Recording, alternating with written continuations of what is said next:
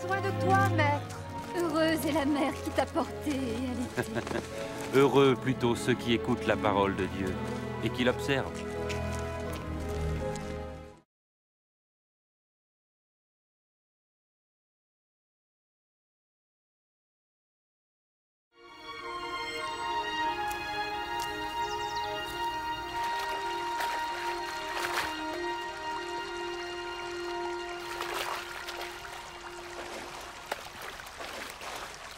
Apprends-nous à prier, comme Jean l'a appris à ses disciples. Quand vous priez, dites « Notre Père qui es aux cieux, que ton nom soit sanctifié, que ton règne vienne, que ta volonté soit faite sur la terre comme au ciel. Donne-nous chaque jour notre pain quotidien. Pardonne-nous nos offenses, comme nous pardonnons aussi à ceux qui nous ont offensés. Protège-nous contre la tentation et délivre-nous du mal. »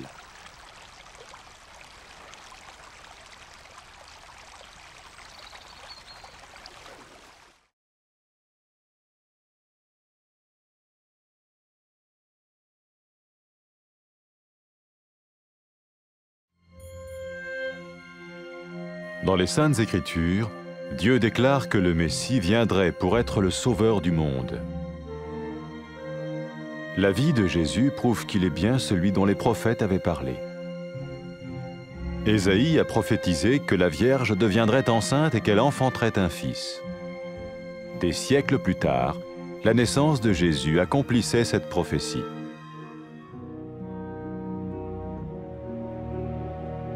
Les Saintes Écritures déclaraient que le saint à naître serait appelé le Fils de Dieu. Cela signifiait que Jésus serait le Fils de Dieu au sens spirituel et non au sens physique. Nous le voyons par sa manière de vivre. Il a guéri des malades, il a pardonné leurs péchés, les a ramenés à Dieu et leur a promis une place dans le royaume éternel de Dieu. Il s'est offert lui-même en sacrifice pour le péché à leur place. Puis il est revenu à la vie, victorieux sur la mort selon le plan de Dieu. Jésus a dit « Personne ne me prend la vie, mais je la donne de ma propre volonté. » La vie de Jésus n'a pas seulement accompli les écrits des prophètes, mais elle a aussi confirmé la vérité de la sainte parole de Dieu. Les prophètes avaient écrit « Ta parole, ô mon Dieu, est parfaite, elle dure à toujours. » Jésus lui-même a dit « Le ciel et la terre disparaîtront, tandis que mes paroles ne disparaîtront jamais. » Jésus est venu pour nous donner la vie dans toute sa plénitude. Mais quand l'homme a désobéi à Dieu dans le jardin d'Éden, il a choisi sa propre voie et ses actions l'ont séparé du Créateur.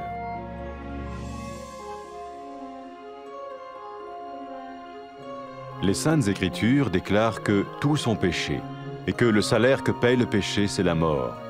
Il s'agit de la mort spirituelle, éternelle séparation d'avec Dieu. Mais tout comme Dieu a donné un bélier pour qu'il meure à la place du fils d'Abraham, ainsi il a envoyé Jésus, le Messie, mourir à notre place.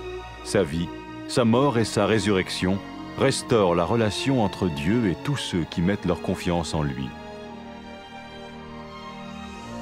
Maintenant, non seulement Jésus pardonne les péchés de ceux qui le suivent, mais il les sauve aussi du jugement éternel de Dieu. Ils sont sûrs d'aller au paradis et de vivre avec lui pour toujours. C'est cette vie et cette liberté de la culpabilité et du pouvoir du péché que Jésus offre à chacun aujourd'hui.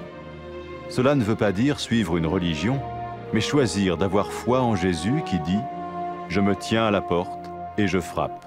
Si quelqu'un entend ma voix et ouvre la porte, j'entrerai chez lui. » Cela veut dire se tourner vers Dieu et croire que Jésus vient dans nos vies pardonner nos péchés et nous rendre tels qu'il veut que nous soyons. Il ne suffit pas d'approuver intellectuellement ce qu'il dit, ni de vivre une expérience émotionnelle. Nous le recevons par grâce, au moyen de la foi, par un acte de notre volonté. Lorsque quelqu'un est prêt à suivre Jésus le Messie, il peut lui parler par une simple prière. Peut-être êtes-vous prêt maintenant à ouvrir votre vie à Dieu. Si oui, vous pouvez vous joindre à la prière suivante, silencieusement. dans votre cœur.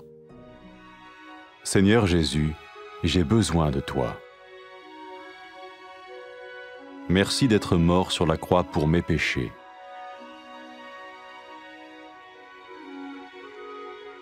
Je confesse mes péchés et je m'en repens.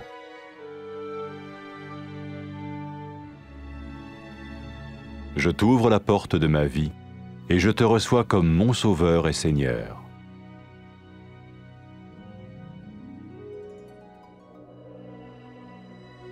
Merci de me pardonner mes péchés et de me donner la vie éternelle.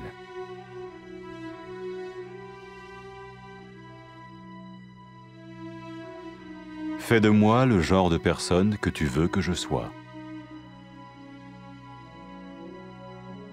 Maintenant que je deviens l'un de ceux qui te suivent. Amen.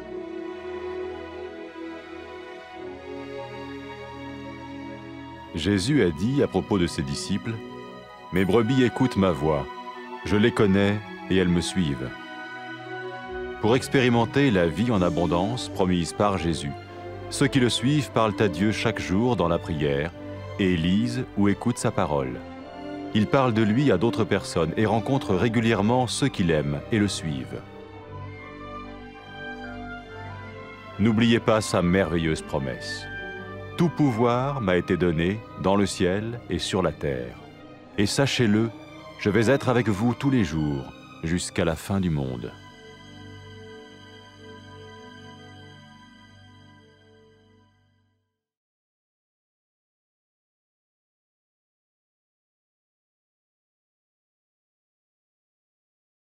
Ti na duhesh o Zot. Lum nëna që të lindi e të rriti. Më mirë lum ata që dëgjojnë fjalën e Zotit dhe i binden.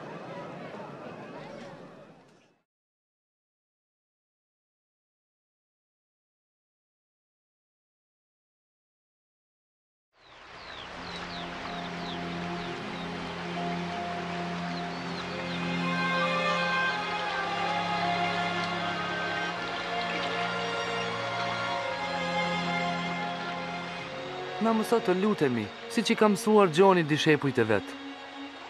Kur të luteni thoni, Aty ynë që je në qiell, u shejtroft emri yt. Art mbretëria jote, u bë vullneti yt si në qiell dhe në tokë. Na jep bukën tonë të përditshme, dhe na i fal mëkatet tona, ashtu si ne i falim fajtorët tanë, dhe mos lejo të bijem në tundim, por na shpëton nga i ligu.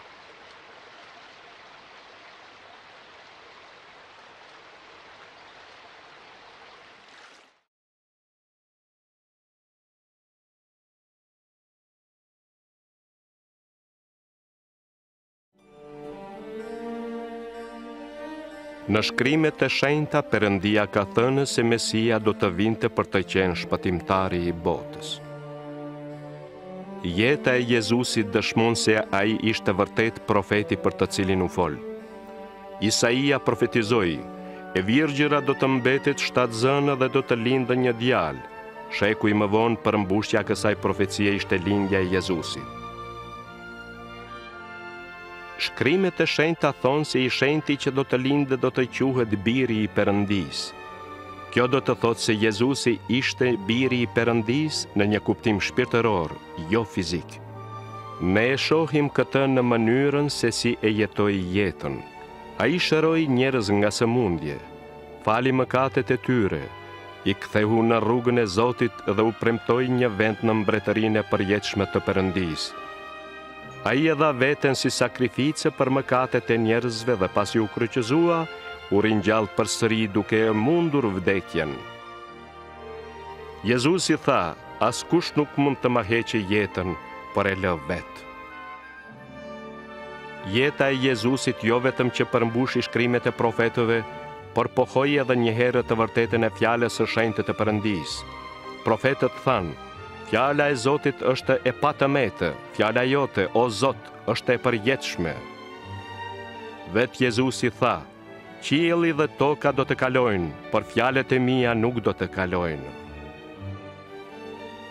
Jezusi erdhi ta japë jetën e tij në gjithë plotësinë e saj. por kur njeriu nuk ju bind në kopshtin e Edenit dhe zgjodhi të shkojë në rrugën e tij, veprimet e tij e ndanë atë nga krijuesi. Shkrimet e shenjta thonë se të gjithë kanë mëkatuar dhe paga për mëkatin është vdekja. Kjo ka kuptimin e një vdekje shpirtërore, pra të ndarë nga Perëndia. Ashtu siç siguroi Zoti një dash në vend të birit të Abrahamit, po ashtu ai dërgoi Jezusin, Mesin, të vdiste për ne. Jeta, vdekja dhe ringjallja e tij kthyen përsëri marrëdhënien midis Perëndisë dhe atyre që i besojnë atij.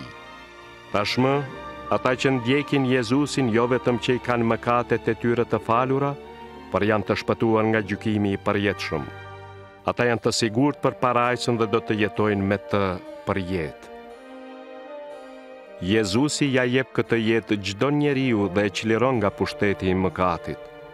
Kjo nuk do të thotë të ndjekësh një fe, por të zgjedhësh që të kesh besim tek Jezusi, i cili thotë: Unë qëndroj tek dera dhe trokas.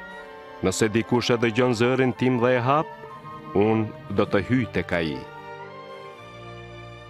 Kjo do të thotë të kthehemi tek Perëndia dhe të besojmë Jezusi që ai të vijë në jetën tonë, të na falë mëkatet dhe të na bëjë ashtu siç dëshiron ai të jemi. Nuk mjafton të jemi dakord vetëm me mendje me ato që thot ai. Nuk mjaftojnë as ndjenjat në një çast të caktuar. Ne e pranojmë atë përmes hirit me besim si një akt të vullnetit.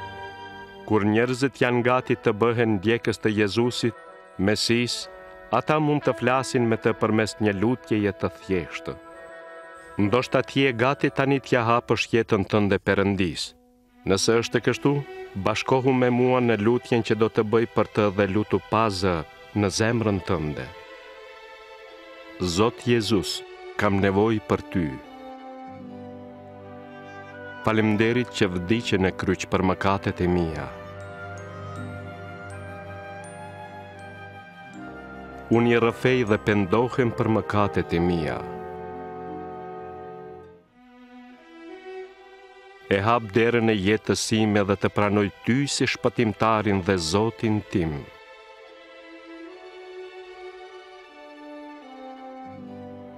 Faleminderit që mi fale mëkatet dhe më dhe jetën e përjetshme.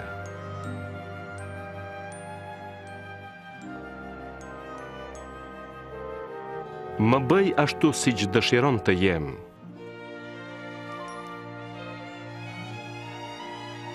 Ndërsa bëhem një nga ndjekësit e tu. Amen.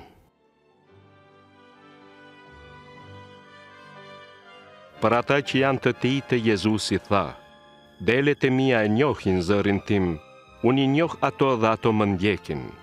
Që të përjetojnë në jetën me bollëk, të cilën ai ua premtoi.